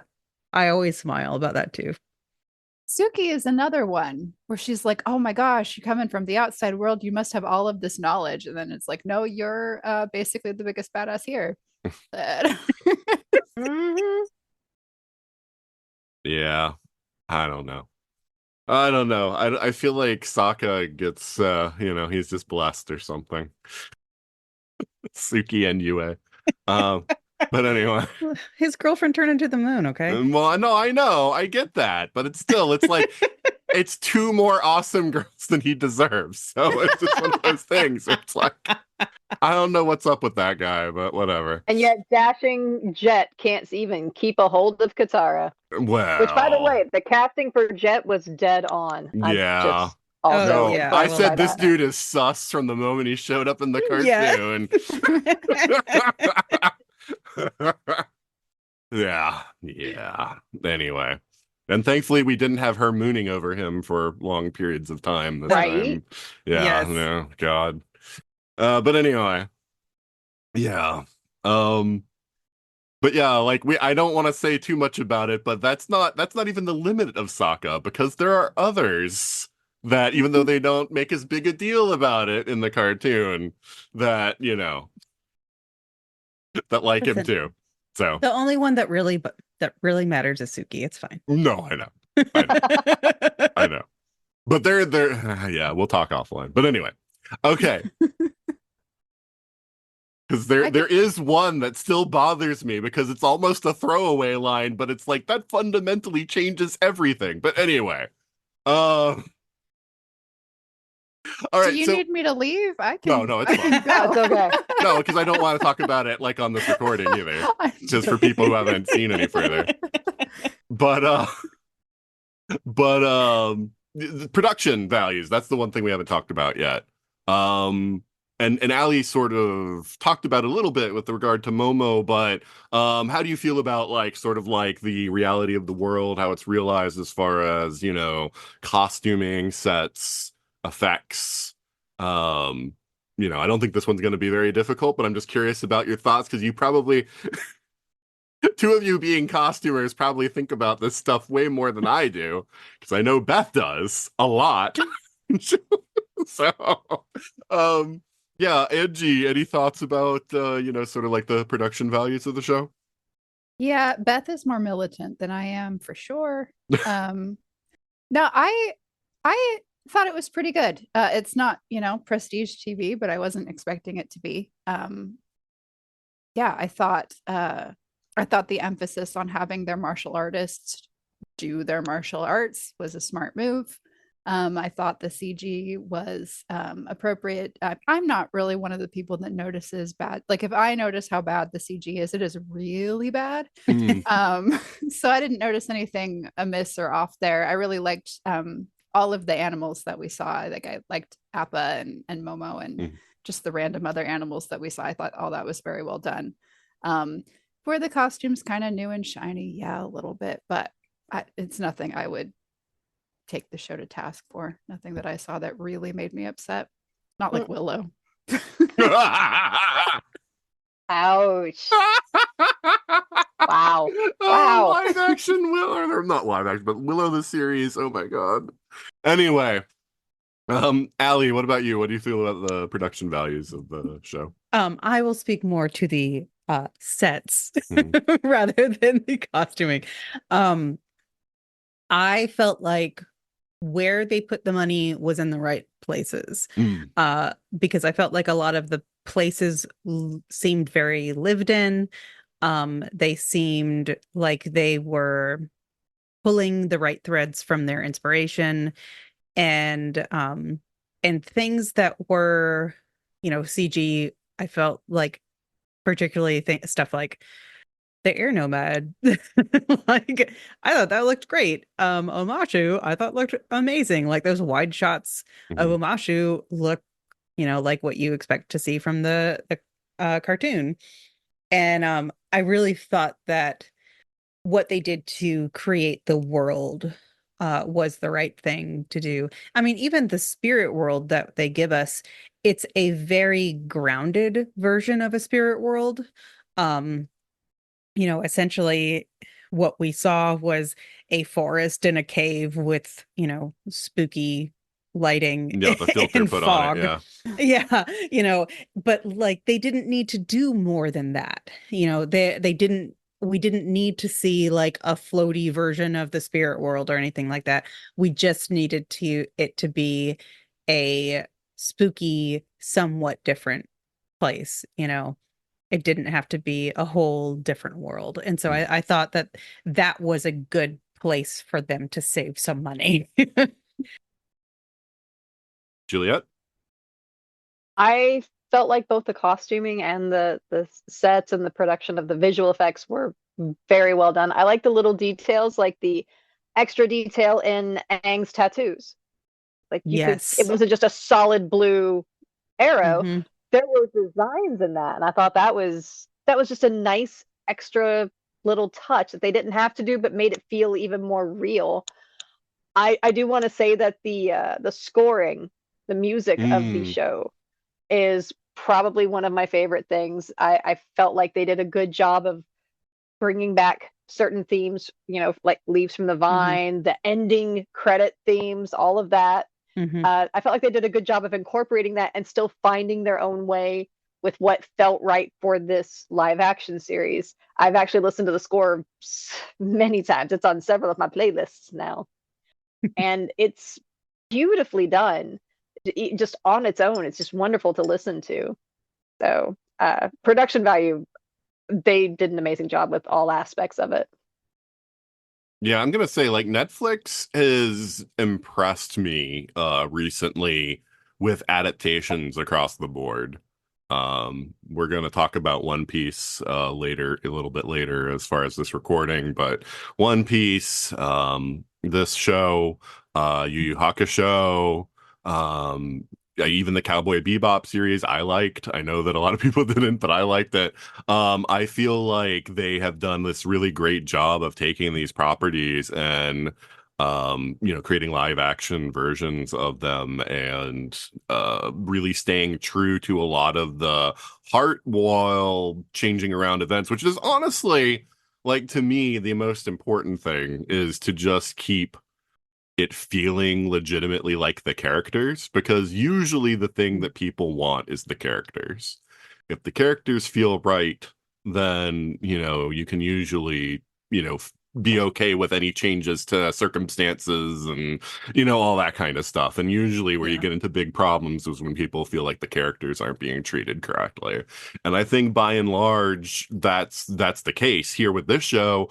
And I feel like the times when they've changed it, it's because they have to tweak things either for a different medium or for the fact that, just building the storyline and having it tighter requires less, time with characters kind of in a dead end, direction, and sort of just move them on, So again, I'm actually been very impressed. I mean, from a production standpoint, it looks like the cartoon to me, like, for the for the all the important stuff and everything, but I'm not one who pays a lot of attention to visual detail.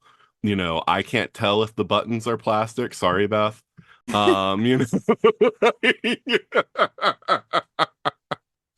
seriously, we watched a show that was set in the 19th century and she got mad that they had plastic buttons on the costumes. So like they should be wood. All right, hun, but it's not going to hurt my enjoyment of the show. Did you tell her there's a whole field of study where she could go be a dramaturgist and do that for a living? Get that plastic out of this production. Oh. So yeah, I've been broadly very happy with the show and with all the production values and everything, and nothing is jumping out at me as something that's particularly like, oh wow, this was just amazing. But then again, I also don't know like what shows are using the volume, because once the technology exists, I don't know how many of those are built now with us different studios using them and whatever. We basically have the holodeck now for people to film in. So, I mean, like, it's a whole new era for lavish sets. I feel like there are situations in which they have misused the volume and not produced as good results. I think that it's basically like, yes, you can use CG for anything. However, there is good, bad, and rushed. And so you can have still a lot of variety in what the quality is going to look like. And I would say overall, it in this series, it looks like they used really good references. They used, like I said, whatever stand-ins they had for CG characters or CG items were good for keeping line of sight or keeping action smooth, so that it didn't ever, never hit that uncanny valley where things feel slightly wrong. And then their background's really, really good. There are usually times when when I'll watch something and be like, ooh, that looks very fake in the background. And I didn't really have that same experience watching this. It looked much more grounded. And a lot of that can just be that they're grounding the right moments. But also I think that technology is improving, because I mean, like 20 years ago, other than like Lord of the Rings, I usually like got mad when anything like used CG, because I'm like, it always looks fake and bad. And it's come a long way in 20 years, where it's like, because I was impressed by Lord of the Rings when I first saw it, because I was like, wow, the CG actually looks good in this, for once. But which speaks to the time they put into it. But that's, yes. And also smart about how they used it. But but anything that was wholly CG always looked like bad. Whereas now it's like CG has gotten to the point where it is starting to become indistinguishable, from real, from actual filming, like live people or live like locations and stuff like that. Not always, but it is getting closer when time and money is spent to do that. So again, I have no idea under what circumstances this show was filmed. I just know that the volume isn't just a Disney thing anymore. I know lots of studios are building their own. So this could have even been filmed in the volume, because, I feel like this looks really good. I don't see the joins, I don't see the places where, Yeah. things don't, like, oh yeah, the backgrounds are obviously like painted in later Yeah. or whatever, by CG because, it all seems to be like, there with them, which is what you want. Um, so anything else that you feel like, well, we got to talk about this before we go? Juliet, is there anything that you feel like we have to talk about before we go? If only because we mentioned how awful it was in that movie we don't talk about, the bending. I just want to point out that the bending looked fantastic, that they did keep to this very specific styles that everything was based on. I really enjoyed that. It made me very happy. Like earthbending felt like earthbending. If it felt solid and grounded, like but watching Boomy especially because that's where Katara sees the discs being flung. Mhm. I loved it. I loved how fast and violent firebending is. I love that moment where we see Azula and the lightning. I it the bending was beautiful, and that was one of the things that I was so scared about whenever they announced the live action series. I was like, they can really mess this up because we've seen how it can be messed up, but they didn't. I've even watched the tiny sneak peek of the new season 2, that one moment that we get of Toph's feet, basically. And it just, I can't wait. Like, I can't wait to see more bending. I can't wait. And I can't say what I can't wait to see because it might be a big spoiler. And I don't want to spoil anything in the live action. I'm pretty sure I know what you're talking about. But yeah. I don't even want to make No, the gestures. I don't want to make the gestures. All right. Yeah, Allie, anything you feel like we have to talk about before we go? I do want to agree that the bending was very good. And I basically overall appreciated that they used the same martial arts styles from the animated series. Because I always felt like that was just so integral to the bending into those specific cultures.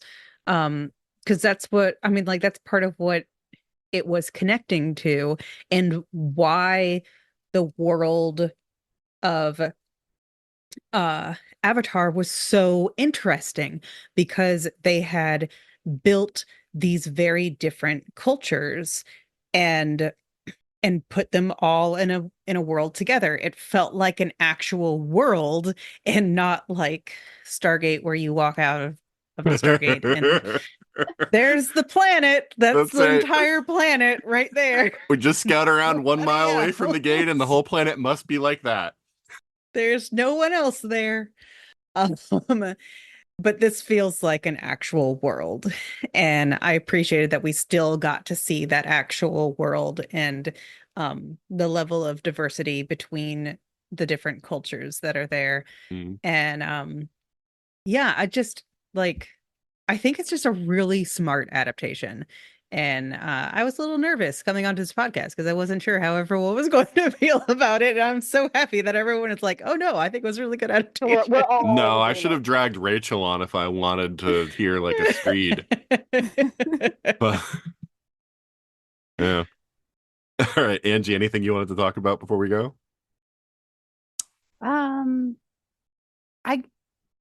I appreciated the character of Zhao. Yes. I don't know how lifted he was from the cartoon, but I thought he had like the right amount of punchable face, bureaucratic climbing going on, enough that I enjoyed hating him. He actually did seem to have like not good, but fairly believable motivations, maybe a little bit of megalomaniacal self-assuredness, and then came to a fitting end, and I appreciated it. Yeah, the broad beats are the same. I did think once he started talking about becoming the Fire Lord himself, that started going like, oh, that kid started becoming like a head scratcher. That's not in the cartoon. But definitely as far as like being antagonistic towards Zuko and sort of being like them at odds, all of that was the same and all of that. But yeah, like I did feel like that was a bit much when they ratcheted him up to there because I'm like, you're gonna wipe out everybody, and why would they follow you? Like, I don't know. Oh, come on. It is narcissistic, he's a smarmy narcissistic jerk. They just No. keep getting worse. Yeah. Also, I No, did keep He's there to be punched. I did feel like that I was very pleased with that actor, but I kept flashing back every now and then to what was it, like X3? Was it X3 that he was in, where he was the porcupine dude, the porcupine mutant? Oh, right. Yeah, Because yeah. that's all I could see in my brain. I was like, wait, is that him? That's him. I've seen that movie once, like 20 years ago. How do you remember that? I have seen it many more times than once. Same. Because I do like an X-Men watch where I watch all the X-Men movies. So I don't rewatch that one. I'm with Allie. It doesn't exist. See, you don't like that's something doesn't make it not exist. excuse me, where was all of this? The original Avatar movie didn't exist. Oh, that was I'm pretty Angie. sure I everybody said that. It doesn't exist. Although I have a question, bringing that up, because Dev Patel, I did verify he was in the movie that is just a sick fever dream. But in that film, there was much more of a like Indian subcontinent flair to the Fire Nation versus this adaptation that was more like Chinese flavored. The bureaucracy was very Chinese. Yeah, no. Chinese is right. I mean, Okay. it's definitely more of an East Asian flair for the Yeah. for the Fire Nation. Yeah. The Southeast Asian that. flair, the India would be more for the Earth Nation, if anything. Southeast Asia would be more like that particular style, if anything. Okay. But yeah, I don't know why. I mean, other than the fact that M. Night Shyamalan is Never saw the Indian, I cartoon don't in know. his life. Right. I don't know why they changed that for the movie. But anyway. Yeah. All right. So, we'll get season 2, and the one thing we can all be certain of is that everything will be okay as soon as we get to Bossing Say. I have seen that meme, almost so I said it. did. I almost make that said it. joke. Oh, I'm not going to explain anything, but No, I got it. that in itself is fine. But It's like I want to say who I'm really looking forward to seeing cast, and I really hope that they're going to be there. But I guess it's not a spoiler if I just say a character name, right? no. I want to know who they're going to cast as the Boulder, because the Boulder had better show up in my life in the live action version. Oh, Okay. yeah. Just for a second. That's all I need. Just 1 second, like our hippies. That's all I need. Okay. Okay. All right. Well, I think we've talked about Avatar pretty thoroughly for as much as we can. But now let's say our goodbyes and let people know where they can find us. So let's start with you, Angie. Can people find you? Still no. Just here. I will grace you with my presence. We I are don't even honored to have you. Thank you. I don't even have anything to plug this time. I'm just Well, I feel bad about the time you plugged something, and I really did think I could have it out in time, but No, it's okay. life interfered. It's totally fine. All right, Juliet. You can find me on Instagram or Threads as Rumielf, Rumielf. I post a lot of workout photos. Ridiculous crafting pictures, which is usually knitting, crochet, or lately making ridiculous bracelets. I don't know why, but I have a new obsession and I'm enjoying it.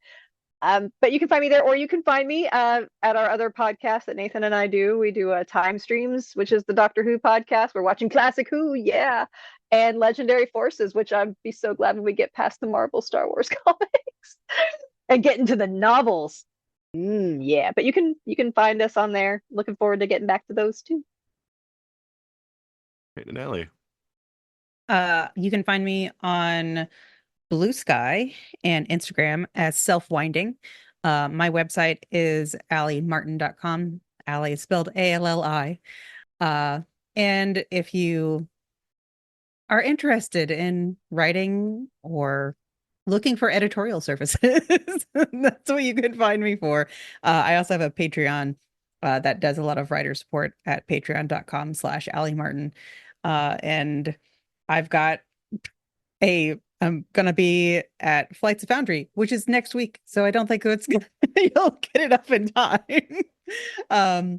but I'm also working on getting back to teaching more writing workshops with my writing group, Central Florida Inklings, and we'll have workshops throughout 2025.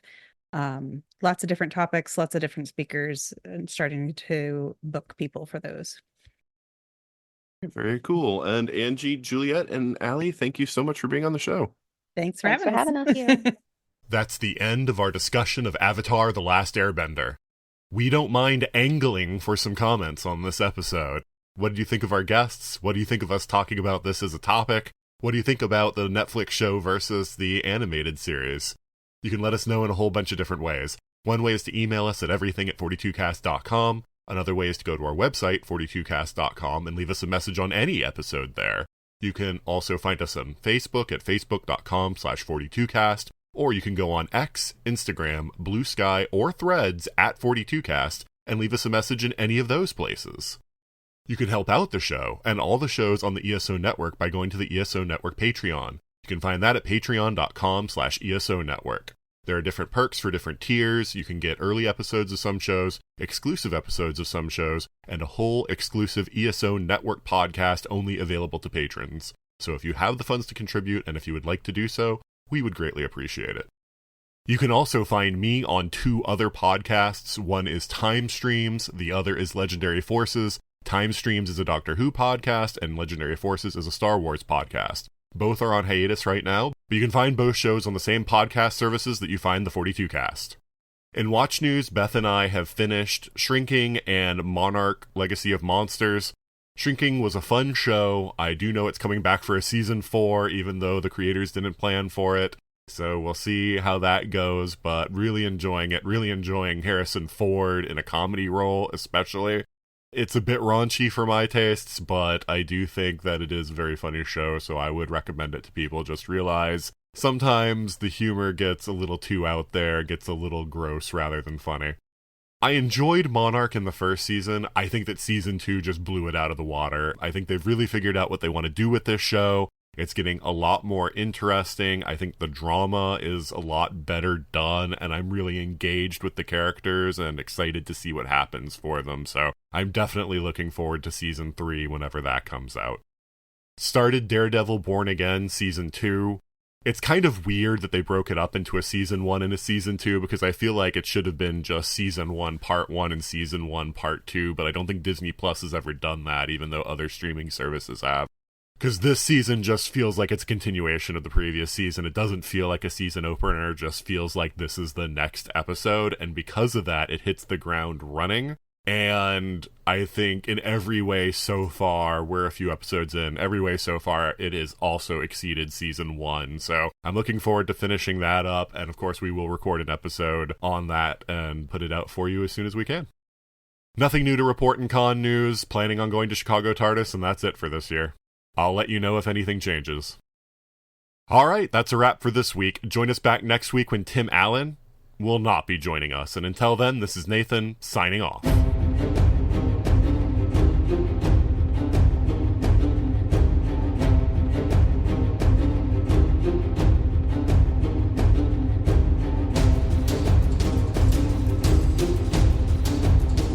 You have been listening to the 42 Cast. Copyright 2026 Vault 42 Media.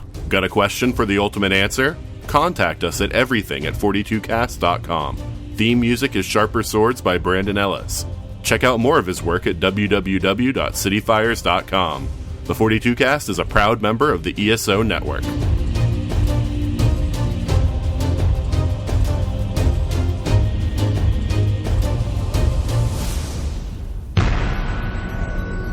This has been a broadcast of the ESO Network. Be part of the crew and help support our shows by donating to our ESO Patreon or by shopping for the TeePublic store, which can all be found at www.esonetwork.com. The ESO Network, your station for all things geek.